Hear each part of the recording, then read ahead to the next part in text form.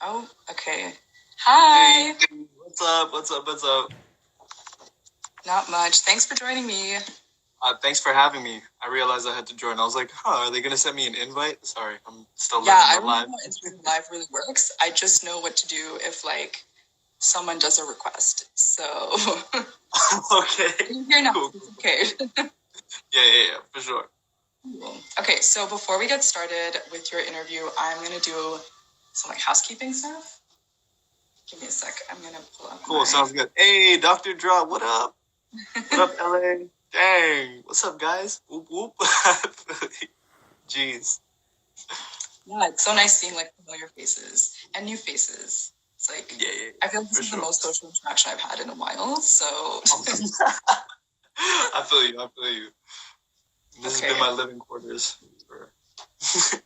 Um, okay, so everyone said that they can hear me, so that's good.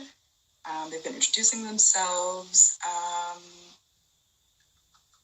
Okay, so if you just kind of ended up here and don't really know what's going on, this is Culture Calls. It's a interview series that Culture Brampton is doing, and that I'll be hosting. So my name's Roshni, and so every Tuesday and Thursday from 12 to 12:30, I'm going to be interviewing different creatives, some people that are isolating here in Brampton, and then others that have maybe grown up here and live somewhere else now. And yeah, so we're just gonna be talking about like, who like today we're talking with Siddartha about his music, and we'll also touch on kind of like the state of things right now, like how we're doing in isolation and stuff like that. But that's sort of the vibe. So we're here till like 12:30ish. Okay, someone said to tilt my phone up because they only see my nose. I was just about to say, I was like, yo, half of your face is like a little bit gone. Now the whole face is gone. Difficulties. I have my phone tilted on like my windowsill, like little like turny thing. Oh, I feel you. It's a questionable setup. Okay, so I have to tilt it up so you guys can see me. Or what if I go back? There we go. Yeah, that's fine. It's perfect. Okay.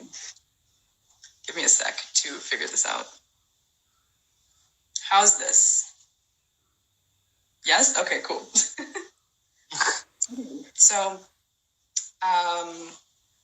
before we get into your interview, I wanted to do a land acknowledgement. I realize that's not a thing that happens on Instagram Live. Right. But I just find like this series is so location based that right. I think it was like a bit fitting to start with that. Right. So for those of us that are isolating in Brampton, like you and I, we're on the treaty territory of the Mississaugas of the Credit First Nation. And then before that, this was the traditional territory of the Haudenosaunee, Huron, and Wendat. And so also today, in 2020, we also have many First Nations, Métis, Inuit, and other global Indigenous people that call Brampton home and live among us. So I just wanted to start off acknowledging all of the communities that have been protecting our land and the struggles that they've gone through so that we could be here. Yeah, because like I said, it's such a location-based series, so it felt kind of like a nice way to start it, to kind of remind us of where we are. And I also want to start every Culture Calls with a Indigenous artist that I would recommend people kind of check out. So today, I was thinking of someone that would be like similar to your sound, Siddarthas. So I really like Frank Waln. He's a rapper and a producer, and he raps in like part English, part Lakota. So he's not like Indigenous to Brampton, but that's like his vibe. And it's he talks a lot about Indigenous issues as well and Indigenous rights and their experience. So that's who I would recommend. I really think like if you like Siddarthas music, then you would also like Frank's. So dope. Yeah, that's kind of how I wanted to get about myself. Then. Yeah, for sure. But now we'll get into you. Can you tell us a little bit about your work, maybe for folks that don't know who you are? Right. For sure. Yo, what's up? My name is Siddartha. I'm a rapper, producer, and dancer. So a very music focus Yeah. oriented lifestyle for sure. Um, yeah, and that's pretty much what I do. I make beats, I write verses, I record them, and I dance. So yeah. Cool. And like what's like your like sequence of events? Like did dancing come first and then rapping and producing, or like just all So together? actually, funnily enough, rapping came first. So I wrote my first lyric when I was like 10 years old, because my older brother used to rap since we were like really young, because my cousin used to rap. My cousin Diallo, so he used to rap, and then he influenced my older brother, who influenced me in turn, right? And so I started rap at 10. I started dance at 16, Okay. 15, 16. Yeah, so, uh, and it's weird because nobody knew that I made music until last year. So everyone knew me as a Oh, dancer. Yeah, so it literally wasn't until maybe last year, March, where people knew that I actually like made music. Yeah. Like people would know that maybe I would join a freestyle little cipher here or there and like try and yeah. rap a little bit, but like people didn't know that it was that serious, I guess. Yeah. Yeah. And last year was when you put out your album. So is that what kind of like made people realize like, oh, he's actually doing this? Yeah. Well, actually, so before my album came out in August, but back in Yeah. March, I'm like, okay, my album's finally gonna be finished after like 3 or 4 years of like work. I guess people should probably know that I make music before I release the album. So I started Yeah. releasing these little Instagram covers on IG last March. They were like really shoddy, but I was like, all right, cool, whatever. I learned Premiere, put captions on them, and that's when people were like, oh, okay, all right, he's like really really going for it. Yeah, Okay, cool. yeah, And I know, so you're in Brampton right now. Can you yeah, tell us a little bit about like your time? Like, have you always lived in Brampton? Have you moved here recently? What's your story? yeah, for sure. Hey, what up, Prince? So basically, I grew up in Scarborough. Um, Mm-hmm. so I was born in Montreal, but I moved at like before I was one. So that's, I grew up in Scarborough from about like all of elementary school, and then I was in Brampton pretty much from middle school on. Okay. So I went to Fletcher's Creek, uh, public Mm-hmm. school, senior public school, the middle school, and then from there I went to Mayfield, and then yeah, I've just been a Brampton native from my, I guess, 11 years old. Oh, cool. So then I didn't realize you went to Mayfield because that's a like performing arts school. Yeah, Yeah. yeah. And what were you doing there? So okay, so funnily enough, I was there for theater, for dramatic arts. Oh. Originally, yeah. So as a kid, my first and foremost thing, like since I was like 5 or so, is that I wanted to be an actor. That was the like original thing because we would watch Bollywood movies. I'm like, all right, Shah Rukh Khan's pretty cool. Like this is Yeah. hype. Um, but then it just kind of transitioned into music. From like I realized that my passion and my focus was kind of with music and dance, and that's where everything led. Yeah. Yeah. And do you find, I feel like having that background in theater like can only help you with your live performances. Like it must be so helpful. They're all interconnected. They're all Yeah. interconnected because you like acting is the emotive process, so you're learning how to express your emotions. Dancing is the physicality, being comfortable with your body, and then music is getting comfortable with your voice. And so it's like and Yeah. being able to play with intonation and so it's like they're literally peas in a pod. You can translate those skills throughout each of them. Yeah. Would you ever want to get back into theater? I mean, yeah, it's super fun. Like for me, honestly, I think I wanted to translate a lot of my theater skills into like writing music video scripts or acting in music video scripts. And I think I eventually in the future I want to do like little short films. Um, Mm-hmm. because I wrote a lot of scripts back in high school. That was like a big thing. So I guess writing is really a forte. Um, but yeah, definitely. I think I just I'm not the biggest fan of what turned me off of acting is kind of the come up in the sense of like when you go for auditions, it's always contingent upon what the auditioners are like they're looking for a certain look, they're looking for a Yeah. certain. So it's like it's not entirely skill based, and I'm super competitive. So I like, for example, in dance, I don't really do choreography or shows. I do battles, and with music, it's like it's almost entirely contingent on like you, and so you have a lot more control over the creative process. And I realized that I like that. So that's why it kind of transitioned me off of like, I don't want my employment to necessarily be always reliant on like, okay, am I gonna, do I look the part? Do I feel the part? Especially being an Indian guy too. Yeah. Yeah, I was just gonna say, it almost feels like that audition process with acting reminds me a lot of like modeling, and how like either you have it or you don't, like what they're looking for. And it's definitely true. Like as like a brown guy, that's usually you're not like they're it, whatever. Unfortunately. No, for sure, and and I feel like they make that decision within the first 2 seconds, right? It's just are you the vibe or not? And so that's important. Wait, someone has a question. How did you translate from writing to rapping? It's a whole different vibe to write lyrics, but then to be able to have lyrics with a melody where the punchlines hit the beat. First, great question. First thing is when it comes to transitioning from writing to rapping, first thing you want to learn how to do is when you play a beat, you scat so that you understand the sonics. You don't worry too much about the words, you scat first because that is what will naturally come. So if I hear a beat that goes boom, ta, doom, ta, doom, doom, ta, da, doom, ta, da, doom, ta, da, doom, ta, and then record that, and then you try and put words to that. And then when you're writing the words, the biggest thing is to focus on the enunciation to make sure that your words hit clear.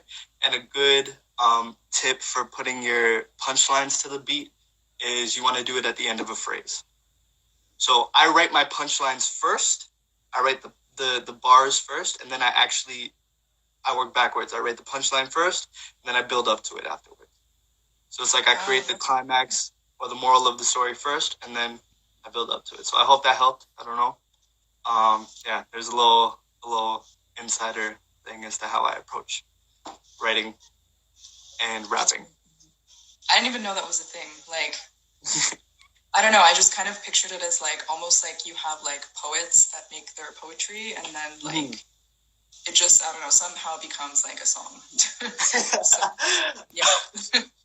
Well, the difference, that's the thing, that's the biggest difference between poetry and rap, right? And so rap is like, because it's to a beat, I find that a lot of artists are one extreme or the other. So you have the mumble rappers who only care about the vibe, only care about the way the words sound, they don't even care about the words. Or then you have the rappers who only care about the words, and they don't care about the musicality or the vibe. And so I think it's a good base to learn how to scat. Just to be on beat and find the rhythm and play flow-wise, and then also to know what your moral is or what you want to say in the song, or like even just the punchlines, like clever, witty words as well. And then once you have those two, you put them together. That makes sense, because I find like one thing I noticed, because obviously like leading up to this interview, I've just been like exclusively listening to your music. Like, hey, well, what I want to ask. Right. And yeah, something I noticed is like you have a really cool flow. It's very like catchy music, but then it's also like very clear like storytelling. Like it's not just like a sick beat and like you're just kind of keeping you going. It's like you're clearly like conveying a message. So thank you. I appreciate that. It's the hardest balance to kind of get, because it's like I find that those are the artists who have longevity. Yeah. And those are the artists like, and just as an artist, when you write, you do, like, I don't mind if someone comes to my music and just listens to it for the vibe. Yeah. But I would, like, it's always good to have something else there if they want to explore more. You know what I mean? Because you get bored of it, any song, after you listen to it a few times. So first it's like, you listen to it for the vibe. When you first listen to a song, I don't even listen to the lyrics or the story unless it's super, super, like, that's the focus. And so you listen to it for the vibe, and then when you're done with the vibe, you're like, all right, what is this person saying? And so you don't want the person to trail off when they get to that point. Like, that's where I feel like the deep engagement comes, you know? Yeah, So yeah. I think that's like definitely like as a DJ, I am always like thinking about like the beat first. Right. Right. And then that will like entice me. And then there's like songs that I play all the time and I almost like don't know like all the time what they're talking about. But yeah, that's just like the reality, I guess, of like how we consume music right now. Right. Yeah. Well, I also wanted to ask you, I find like dancers that are also like other creative things so interesting. Like I know like I'm always fascinated by like dancers that turn into like DJs or like dancers that make music. And I think you said it's a flip, like you rap before you danced. So now my question is a little bit different, but I'm curious like how those two like specific like worlds kind of like come together for you. Like do you make songs with like kind of like knowing that this is something my dancer friends will bump or like right. that means, you know, like do you think about those things? How danceable is your songs? yeah, for sure. It's funny. So it's funny that you say that because I rapped first, but that didn't mean that I took it seriously first. I took dance seriously. Yeah. Like, you know, I'm 10 years old, right? So I'm like video games as well. Like there's a bunch of stuff, right? So, but definitely I took dance first, and then at 18 is when I'm like, okay, music, this is what I'm doing for real. And by that time, because I built up a certain amount of dance experience,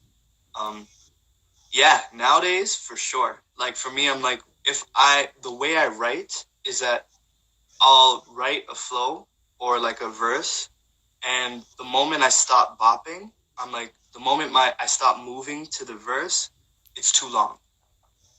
Okay. So I use my body to tell me how long the song should be, really. And so I try my best. Like my biggest thing is I don't want any song to feel too long, because I find that a lot of rappers have a bad habit of overstaying their welcome when they write a song. And so then you just get numb to it, right? And so it's like there's no point in me writing the best lines in the world if you're if you're already numb to it halfway through the verse. Yeah. So it's like trying to keep it short and sweet. So I use my body even as a producer. Like I'll be like, as a dancer, I'm listening, and then okay, I'm bored. The beat needs to switch. And sometimes it goes too far. Sometimes I have way too much like ADD, and I'm like, all right, I want a complete beat flip. And so like learning to also tame that. But no, yeah, I use my dancer experience as a producer and as a writer all the time, because your body doesn't lie.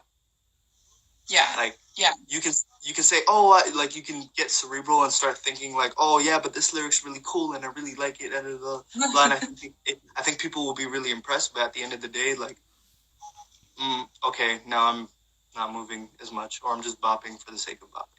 So it's like, it's a lie detector.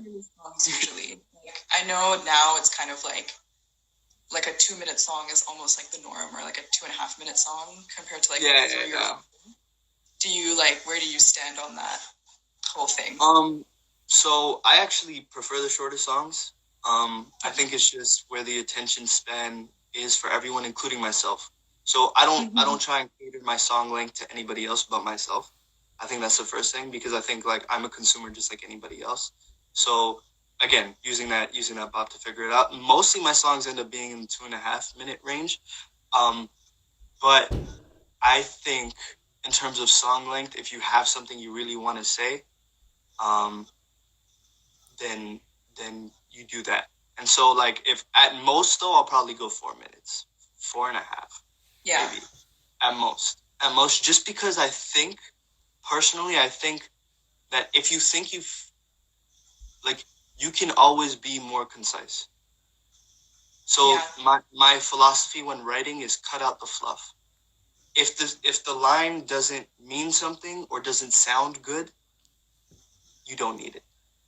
So like you can have lines that are just like witty and they just kind of sound cool, or like you just like the sound of the words, like that's cool. But if it's not pleasing to the ear, or it doesn't make you think, you don't need it. And so I find that when you cut out the fluff, your songs just end up being shorter anyways. Cool. Yeah. What was I going to ask you? Oh, I wanted to ask, can you tell us a little bit about the Rise and Flow challenge that you won, or like competition? Yeah, for sure. That was an experience. The Rise and Flow Challenge was basically a challenge where they took a bunch of pretty much independent, completely unknown artists that varied anywhere from like you could have 100 followers, you could have 10,000 followers, which we did have some Yeah. people who had, and it was essentially a big competition, um, and the the goal was to win. And so if you win, essentially, you get to perform at the big stage for the Rise and Flow. I think it was their eighth year anniversary for their eighth year anniversary. And so I think there were like 150 applicants. They cut that down to top 32. Then from top 32, we had a live audition where it was like you do 1 minute of a song and they cut you off. And then from there, they cut it down into half to top 16. So made it through the auditions.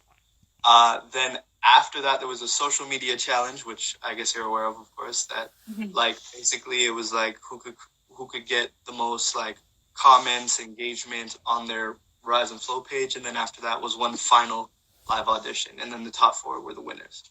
So that's like the whole competition. But basically, the Rise is a really dope organization who's been like they've been holding open mics and really pushing for supporting the art, the music community, really poetry.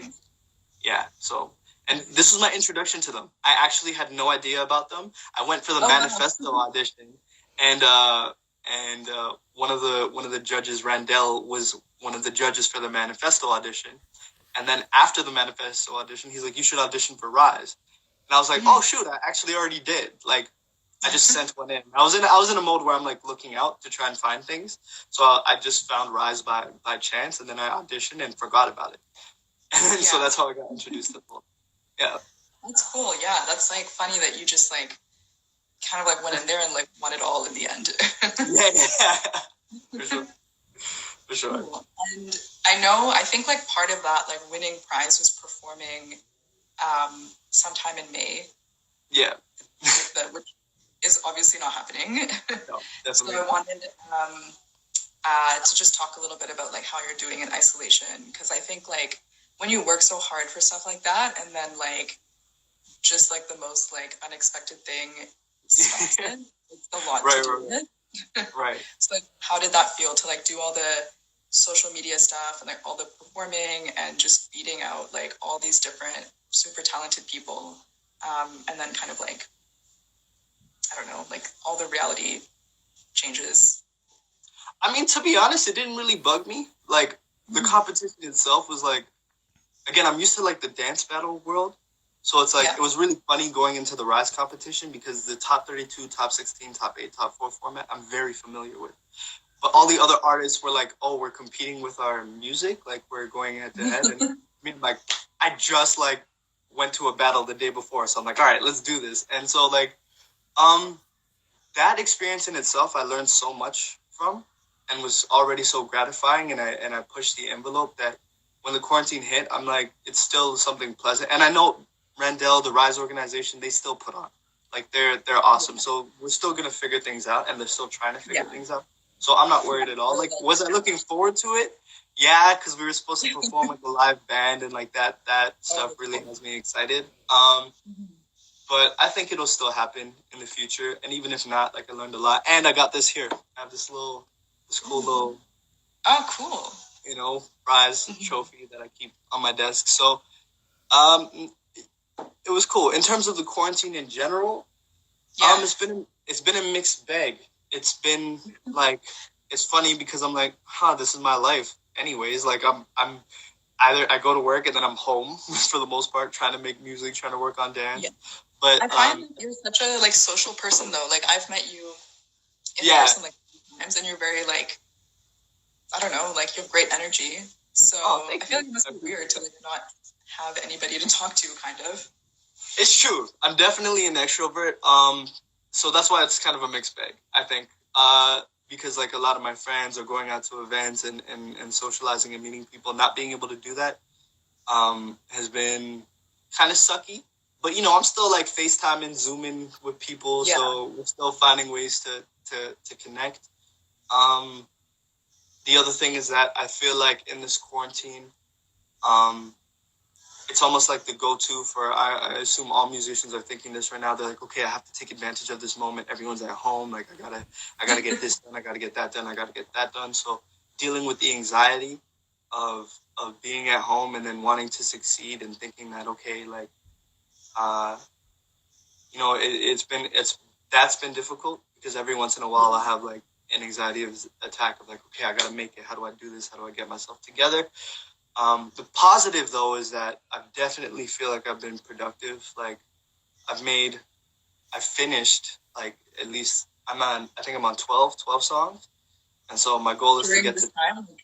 yeah. So from What? October to December, I made a thing where I'm like, I'm gonna make 20 songs. And so I Okay. made 20 beats and I did a verse on each beat. So 20 beats, 20 verses in the span of 3 months. Then I'm like, okay, I'm going to finish them in January. But then the Rise competition happened. So my focus completely shifted. And so it wasn't until March where I'm like, I could finally get back and be like, okay, I have all this unfinished music that I need to finish. And so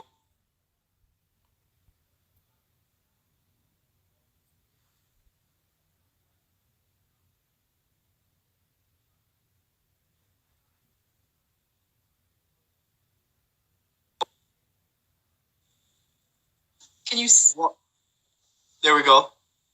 Can Are we you? good? Are we good? Yeah. Yeah, I Okay. think we're good. I didn't know if I was frozen or if you were frozen. Yeah, I don't know. Okay, cool. Well, anyways, I made the 20 loops, 20 verses, and then after this whole quarantine stuff, I'm like, okay, I can really sit down and just finish these songs. So Okay, that's yeah. been really good. Yeah, so lots of new music. I've been conditioning, doing exercise, which is really good. I haven't been dancing a lot, weirdly enough, but I finally started getting back into the groove of it. Um, I think my focus for this quarantine is just to get daily habits. Like, even if I do music for 5 minutes a day, nothing to put too much pressure, but if I can make it daily, it'll add up. So as long as my brain's in that mindset, like, what do I want my everyday to look like? Um, I think that's been my focus, pretty much. Yeah, I've been trying to do that too, to just have like kind of a routine. Yeah. Because like the first few days, I was definitely just like doing nothing, which I think I Right. needed. Like I was just like, time didn't matter. Like the days of the week didn't matter. Like it was all the Right, same. right. But then like after a while, it's just like I don't know. Like I can't do Yeah. that for like a month plus. So I've been trying to like kind of like create a new life for myself in my house. Yeah, because it eats at you after a while. I mean, like, to be honest, again, like I said, I was kind of used to the lifestyle a little bit, or a lot before this, just because being, like, as you know, as a DJ or being, like, as an artist, I'll have, like, heavy work periods, followed by droughts, followed by heavy work periods. So this just reminded me of a drought. You know what I mean? I just did a competition, performed as many times as I could at the beginning of the year, and then, okay, now it's like, and during droughts, that's when you create. So I'm like, I was somewhat used to it, but at the same time, it's still different because everyone else is in the same vibe. You know what I mean? So, yeah, the focus has just been, and also like, not to make the daily habits, but I found that what was most effective was that I didn't put so much pressure on it that I'm like, I found what if I was having the worst day in the world, what could I still accomplish? And so for me, it's like 5 minutes of music. I open my program. If I do that, all right, check off music. Done. Cool. And then anything I do beyond that is just what I want to do. So it's not an obligation. When it comes to exercise, all right, 5 push-ups. Cool. As long as it happens every day. Because what you find is that when you start, if I'm like, I'm going to do 1 minute of exercise, you end up doing more anyways. Yeah. And it becomes a treat. So like I really lowered my expectations for myself because I'm not there yet. It's not a natural habit. It's not like, well, exercise is now a little bit and music is now. But by lowering my expectations, it made me a lot more productive, which is really good. So that would be my tip. If you're trying to start a habit, don't trip. Like, start small. Start super small. And if you feel overwhelmed, go smaller. Yeah. There's a lot of, like, conversation around, like, productivity during this time. And, like, I don't know. I think it's like you have to be like, you're like a human going through this like very uncertain and weird time. Like, right. You know, like you don't have to like write a novel or like, you know, put out an album like just cause like. You know what? I've seen a lot of that, and I agree with that. Like, and I think it's good. But to play devil's advocate, because I have seen a lot of that, and it's like people forget that productivity can also be self-care. And if you think about it like that, then they're not two opposing forces. Productivity could be your rest. You know, like sometimes when you rest too much, you're in your head. You're not really resting. Your thoughts are beating the shit out of you. And it's only when you're being productive that your mind can be clear. And so it's like when you view productivity as a self-care regimen, then you don't feel like you have to fight it so much. You know? Yeah. Because otherwise you're constantly bouncing back and forth with, okay, I need to rest. And then in your head, you're not even resting because you're beating yourself up, knowing that you want to be productive. And don't stop yourself from trying things if you want to be productive. You know? Yeah. But if you've been working and you're tired, sit the fuck back, eat some food, you know what I mean? Watch the show. But yeah, I think that's the thing. It's like, they're not combative. You know? You can, as long as you view productivity as something that is self-care. Like, I create at the end of the day because I have things I want to express. Yeah. Right? And I'm not in the position where I'm financially beholden to a label or like a manager and a bunch of stuff yet. So it's like, it's cool. Like, yeah. And again, as I say this, I'm telling myself, because I like I just told you, I'm going through anxiety half the time and like all the shit. So yeah. Cool. Well, let me look back at my questions. For sure. Well, I know, we're like a little over our 12:30 mark. So I just wanted to kind of wrap things up by asking like what you have like, or how can we as a community like support you? Like, do you have like a band camp where we can like buy your music? Right. Or beats maybe that we can buy, or like just different things that we can support you? Because like, let's be real, like the arts community is like, pretty like hit pretty hard. The things. So like, if there's anything we can do to support you, let us know.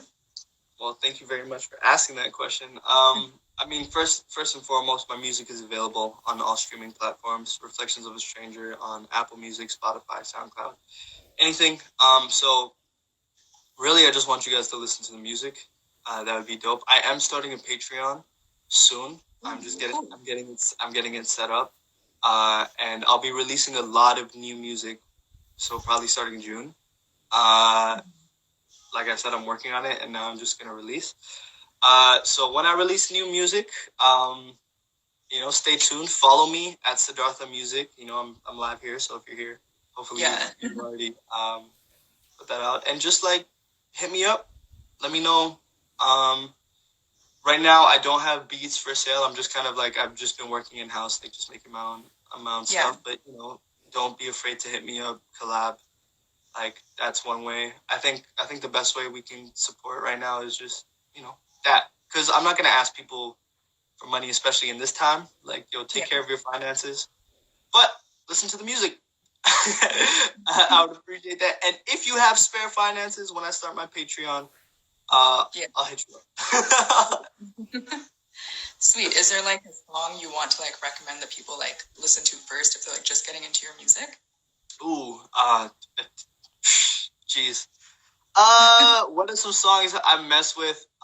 If you want a catchy bop, I guess Midas would be one. That's a fun song. PB&J I really like. That was produced by my homie DeChalis. Ideally, listen to the whole project from start to finish. Just as a fun. I'll always say that just because, why not? Yeah, shot. Yeah, I think if you go to my Spotify, you'll already see which has the most streams, so you go to those naturally. So just, start from the start of the project, go to the end, see if you mess with it. There are a lot of different vibes, so that's the thing. Like, I don't feel like a lot of my music is, even in the project, super similar. Like, I don't think any one song is similar to another song, so just explore, click off, click on, pick what you like, Cool. Well, I'm going to scroll through these questions real quick, see if we missed anything. I know the Rose was asking for a text version of a quote, and we can do that. I'll just get back to you and figure out what exactly. Yeah, no, we'll have to rewatch the live because I don't Yeah. think I'd. Okay, cool. Yeah. I think that's everything.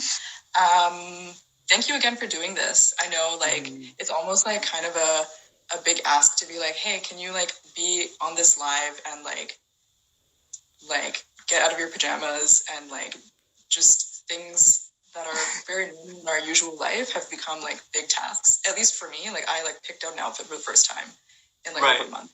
So thank you for like taking the time to do that. Oh, I mean, likewise. Thank you for having me. Shoot. Yeah. Cool. Well, yeah. That's everything, I guess, for today's culture call. But we're back on Thursday, same time from noon to 12:30. Or like 12:40 apparently, because I can't stop. You know, we started a little late. It's okay. We're gonna it'll balance this out. But so on Thursday, we're gonna be talking to Nicole Chambers, who is an R&B singer. She's really sick. Closer to like Thursday, I'll like share some music of hers if you want to get familiar. But yeah, this has been a really great first culture calls. I'm really happy with how this went. So thank you. I'm honored. Hilarious. Siddartha 2020 press. Now politics is too much right now. I'm just a rapper. Cool. Well, I hope you have a great rest of your day, and I hope we get to see each other in real life soon. I know. Likewise. Thank you again. I just wanted to say thank you. Like, it's been an honor, super honor to be the first one. Dang. Yeah. To all the growth in the world. I hope that this continues. You know, especially thank you to Culture Brampton. Thank you, Roshni. Yeah. Brampton needs a lot of this. You know, we actually have a lot of talent in the city. You know. Troy Lanes was in Brampton, Alessia Cara was in Brampton, Roy Woods was in Brampton. We have so many good artists, the Flan, Raheem, like there's a lot. And so I think that I like really, really appreciate Noise. Yeah. Like I super appreciate that. I think the city could use that. So again, thanks to you guys. It's funny that you mentioned Noise because he's going to be a guest on the Culture Calls as well. He's got to be. Yeah. You got to bring him up. That's the homie. Tell him to hit me up. We're supposed to do them. I'll send him this interview and be like, it's out there in the world now. You have to do it. Yeah, I mean, I'll hit him up myself. I don't know, but now that it's public, it's like, no, we got it. You know. All right. Okay. Well, we'll talk to you later then. Thank you again. Take care. Thank you so much. Peace out.